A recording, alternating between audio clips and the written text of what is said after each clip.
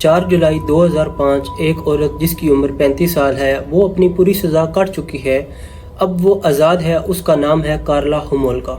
वो एक serial killer नहीं थी। उसने 3 छोटी लड़कियों के ड्रगिंग, रेप और मर्डर्स में पार्टिसिपेट किया था, जिसमें उसकी अपनी 15 साल की बहन भी शामिल थी। उसने एक चौथी विक्टिम सेक्सुअल असॉल्ट करने में भी मदद किया था, जो कि वहाँ से भागने में कामयाब हो गई थी। उसने 12 साल की सज़ा काटी थी। वो वहाँ से बाहर निकल आई क्योंकि उसने प्रोसिक्यूटर से एक डील की थी, एक ऐसी डील जो पूरा सच सामने आने से पहले ही साइन की गई थी। एक ऐसी डील जिसे बाद में कैनेडियन प्रेस ने डील विद द डेविल का नाम दिया।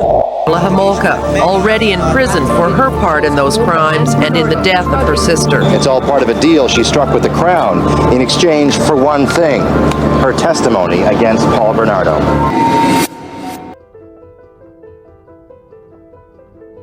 लेकिन ये तो 1 साल बाद की बात है, 7 जून 1991 में, जब कार्ला और पॉल ने पहली बार जेन को असॉल्ट किया था। उसके कुछ दिन बाद ही 15 जून 1991 में कार्ला और पॉल की शादी थी और उसी रात एक 14 साल की लड़की लेस्ली महाफी बर्लिंगटन अंटारियो में अपने एक दोस्त के फर्नल पर जाती है। वो मेन फर्नल मिस कर देती है और इसीलिए उसके पेरेंट्स दरवाज़ा बंद कर देते हैं।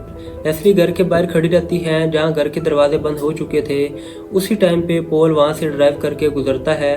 वो उसके पास जाता है और कहता है कि वो पड़ोसी के घर के अंदर कूद के जाना चाहता है। लेस्ली पॉल से पूछती है कि क्या उसके पास कोई सिगरेट है या नहीं। ऑफ कोर्स पॉल उसे कहता है कि मेरे पास है, लेकिन मेरी गाड़ी के अंदर है। वो उसे अपनी गाड़ी के पास ले जाता है और अपनी गाड़ी के अंदर ज़बरदस्ती बिठाता है और एसटी कैथरीन्स में अपने घर के अंदर ले जाता है, जहाँ पे कार्ला उसका इंतज़ार कर रही थी। अगले कुछ घंटों के लिए कार्ला और पॉल लेस्ली को घर में बंदी बनाकर रखते हैं और इन सब को वीडियो में रिकॉर्ड करते हैं। एक 14 साल की लड़की को टॉर्चर करते हैं और असॉल्ट करते हैं। पॉल लेस्ली को फोर्स करता है कि वो उसे मास्टर बोले। लेस्ली दर्द से चिल्लाती है और बेग करती है कि वो रुक जाए और उसे छोड़ दे। बाद में कार्ला बताती है कि लेस्ली जब रो रही थी, बेग कर रही थी, तो मैंने उसे कंफर्ट करने के लिए एक टेडी बेयर दिया था। लेकिन उसके अगले दिन लेस्ली मर जाती है। लेकिन ये किया किसने? कार्ला ने बताया कि पॉल ने एक इलेक्ट्रॉनिक वायर से उसका गला दबा दिया था और वो वहाँ खड़ी देख रही थी। बाद में पॉल ने बताया कि जब वो रूम से बाहर गया तो कार्ला ने उसे मार दिया। कार्ला और पॉल लेस्ली की बॉडी को बेसमेंट में ले जाते हैं। अगले दिन फादर्स डे पे होमोल्का की फैमिली डिनर के लिए घर आती है। कार्ला और पॉल कार्ला के पेरेंट्स के साथ डिनर करते हैं, जबकि एक 14 साल की लड़की की बॉडी उन्हीं की बेसमेंट में नीचे पड़ी थी। जब उसकी फैमिली चली जाती है तो पॉल और कार्ला बॉडी डिस्पोज करने का तरीका सोचने लग जाते हैं। पॉल गोल आरी से बॉडी काट देता है और लेस्ली की बॉडी के 8 से 10 पीसेस करता है। वो एक एक पीस को कंक्रीट में डाल देता है। वो पोर्ट डलहौजी से 11 मील दूर ही एक लेक गिस्बन में मल्टीपल चक्कर लगाते हैं, जहां वो इन कंक्रीट्स के ब्लॉक को पानी में फेंक देते हैं। 29 जून 1991 में एक आदमी और उसका बेटा लेक गिब्सन में फिशिंग कर रहे थे और वहां उन्हें इन ब्लॉक्स में से एक ब्लॉक मिल जाता है जिसमें लेस्ली के रिमेन्स थे।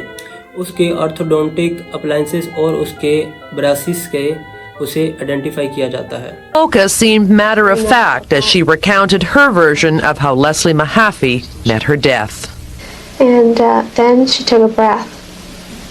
And that freaked me out even more. He should have slapped me in the face because I was really hysterical then. So he went over to her and he did the same thing. He strangled her more. And I think I watched that time because what the hell, she's dead anyway. Like. 2 month बाद अप्रैल 1992 में कार्ला और Paul अपना शिकार ढूंढना शुरू कर देते हैं।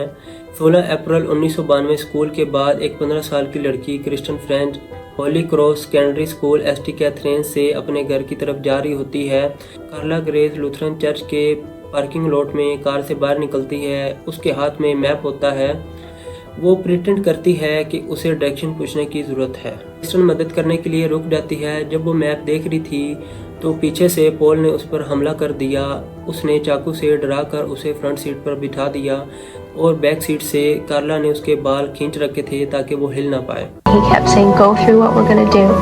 So I said, "Well, if we see a girl, we're going to stop. I'm going to ask her for directions. I'm going to try and get her over to the car."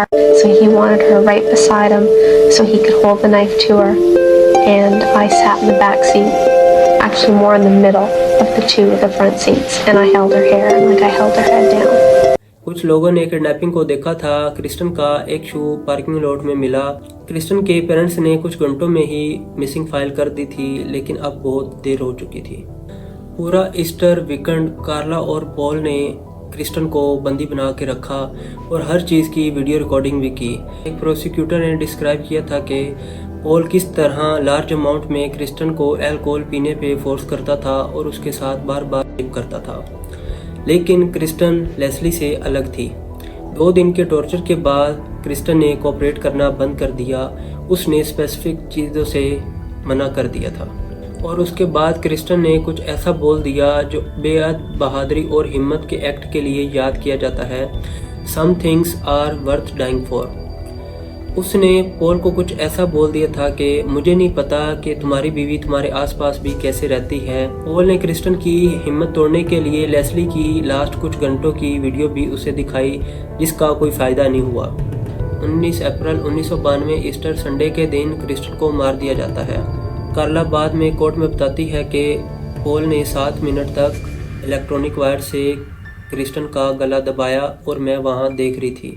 और Paul claim करता है कि कार्ला ने उसे hammer से मारा था जब वो भागने की कोशिश कर रही थी और क्रिस्टन को रोप से लटका दिया जब वो मर रही थी, तो कार्ला अपने बाल से मार रही थी।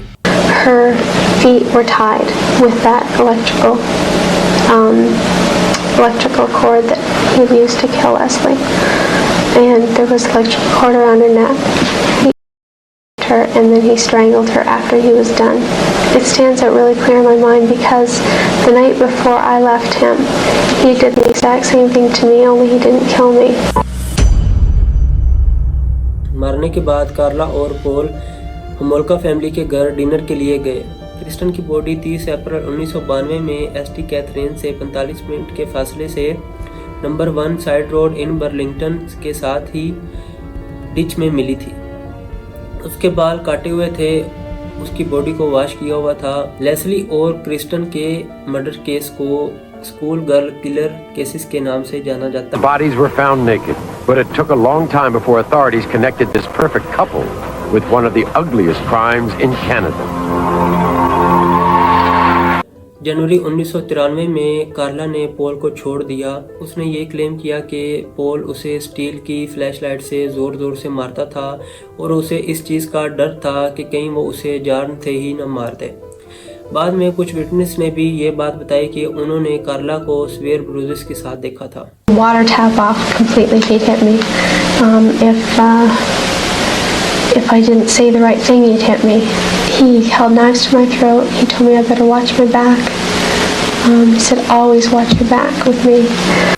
लेकिन इसके अलावा एक और वजह भी थी कार्ला के पास पॉल को छोड़ने के लिए। पुलिस इस वक्त स्कारबर्ग रेप को ढूंढते हुए पॉल के करीब पहुंच गई थी। 2 साल पहले पॉल का डीएनए लिया गया था, जिसे अब प्रोसेस किया गया है। 17 फरवरी 1993 को स्कारबर्ग रेप के चार्जेस के लिए पॉल को अरेस्ट कर लिया गया था। 19 फरवरी 1993 को इन्वेस्टिगेटर्स ने पॉल के घर की सर्च शुरू कर दी, जिसमें 10 हफ्ते लगे। उनको एविडेंस तो मिले, लेकिन वीडियो नहीं मिली। पकड़े जाने के बाद कार्ला ने पुलिस को बताया कि वो इन सब में अपनी मर्जी से शामिल नहीं थी, बल्कि डर और खौफ की वजह से इन सब चीज़ों में शामिल थी। प्रोसिक्यूटर ने इस पे यकीन भी कर लिया। उन्होंने एक डील की कि कार्ला को इन मैनस्लॉटर के लिए करार दे दिया जाएगा, लेकिन मर्डर्स के लिए नहीं, और उसे 12 साल का सेंटेंस सुना दिया जाएगा, लेकिन इसके बदले उसे अपने हस्बैंड के खिलाफ गवाही देनी पड़ेगी। 18 मई 1993 को लेस्ली और क्रिस्टन के मैनस्लॉटर के चार्जेस लगाए गए। 6 जुलाई 1993 को उसे 12 साल की सज़ा सुना दी गई। उस वक्त उसकी उम्र 23 साल थी। और बारगेन होने के बाद जब कार्ला ऑलरेडी जेल में थी, तो कुछ बुरा सामने आने वाला था। पॉल के लॉयर केन मोरी को पॉल के घर से 6 वीडियोस मिलती हैं, जिन्हें 1 साल से छुपाया गया था। 12 सितंबर 1994 को फाइनली इन वीडियोस को एज एविडेंस यूज़ किया गया, जिसमें सब कुछ नज़र आ गया। और इन वीडियोस में कुछ डरा देने वाला था। कार्ला हमोल्का को ज़बरदस्ती या फोर्सफुली इन सब चीज़ों में शामिल नहीं किया गया था, बल्कि वो इन सब चीज़ों में अपनी मर्जी से शामिल थी। It was great. It was really good. It was pretty well the same all the way through, except we became emotionally closer. And problems. There were never any problems, or very rarely any problems. We had a couple of arguments, but just normal arguments. कार्ला मोल्का जो कि इन सब चीज़ों में शामिल थी क्योंकि उसने ही Kristen French को पकड़ने का प्लान बनाया और बाकी सब लड़कियों को भी पकड़ने का उसी ने प्लान बनाया था। लेकिन क्योंकि डील ऑलरेडी साइन हो चुकी थी, अब वो टूट नहीं सकती थी, इसलिए प्रोसिक्यूटर इसे चेंज नहीं कर पाए।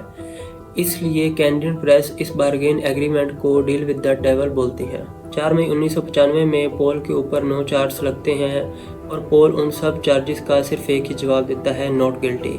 कार्ला मोल्का जो कि उन सब चीज़ों की विटनेस रह चुकी है, उसने इन सब के बारे में डिटेल्स और गवाही दे दी थी, लेकिन उसकी क्रेडिबिलिटी कम थी। 15 अगस्त 1995 में पॉल ने फाइनली डिफेंस विटनेस के तौर पर स्टैंड लिया। उसने किडनैपिंग और लेस्ली की बॉडी को काटना एडमिट कर लिया, लेकिन उसने बाकी सब लड़कियों के मर्डर्स को एडमिट नहीं किया। उसका कहना था कि जब वो सब मरी उस वक्त वो कमरे से बाहर था, लेकिन जूडी ने उसका यकीन नहीं किया। लेकिन पॉल सिर्फ इन 3 मर्डर्स या सेक्स में इन्वॉल्व नहीं था। ये तो वो केस हैं जिनमें एविडेंस कंफर्म थे। इसके अलावा भी बहुत सारे केसेस हैं जिनमें पॉल को एक्यूज किया गया था।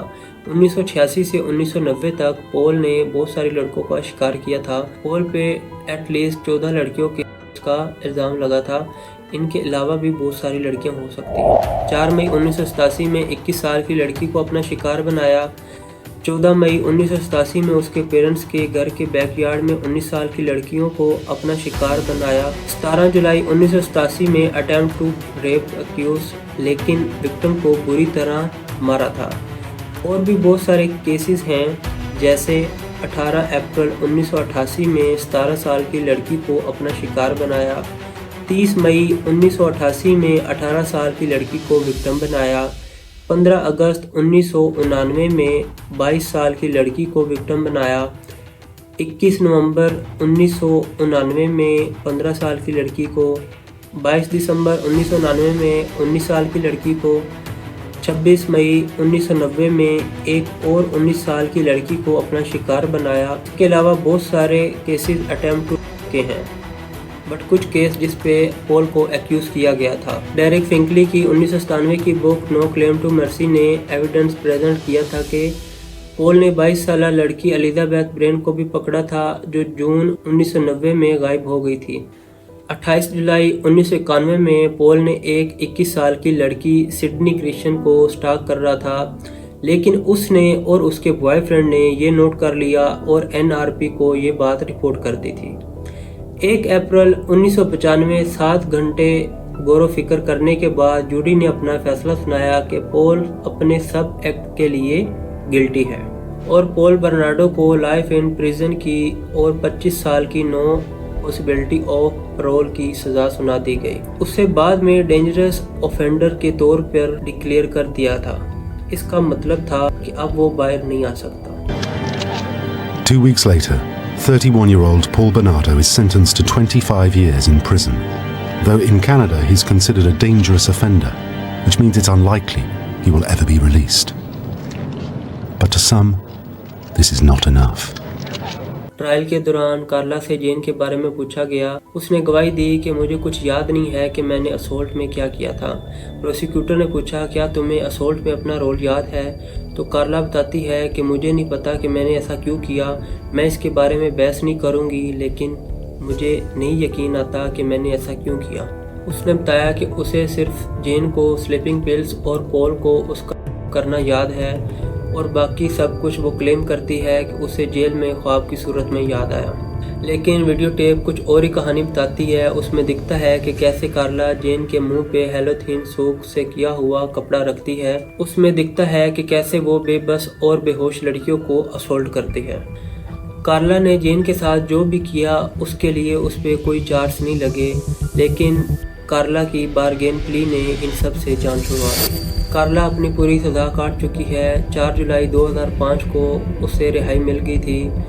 अब वो 35 साल की है। बाहर निकलने के कुछ घंटों बाद ही उसने मॉन्ट्रियल रेडियो कनाडा को इंटरव्यू दिया और उसके बाद पब्लिक से गायब हो गई। वो क्यूबेक में मूव हो गई, जहां उसने अपने मिडिल नेम और अपने हस्बैंड के सर नेम से मिलाकर लियान बॉडीलेन में चेंज कर लिया और in the end Caribbean island of Guadeloupe में चले गए। उसने अपने फॉर्मर लॉयर के भाई थेरी के साथ शादी कर ली और उसके 3 बच्चे हैं।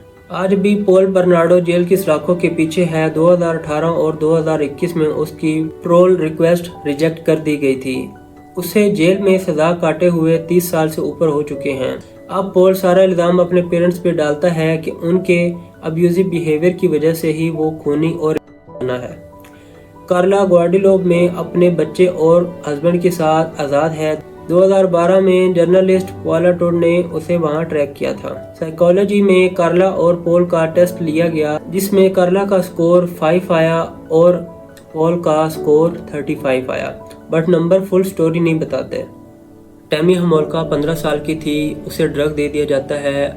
उसकी अपनी बहन अपने फियांसे के साथ मिलकर उसको असॉल्ट करती है और वो अपनी वॉमिट से चूक होकर मर जाती है और उसकी बहन सिर्फ देखती रहती है। जेन डू अब 40 साल की है। वो 15 साल की थी जब कार्ला ने उसे अपना दोस्त बनाया था।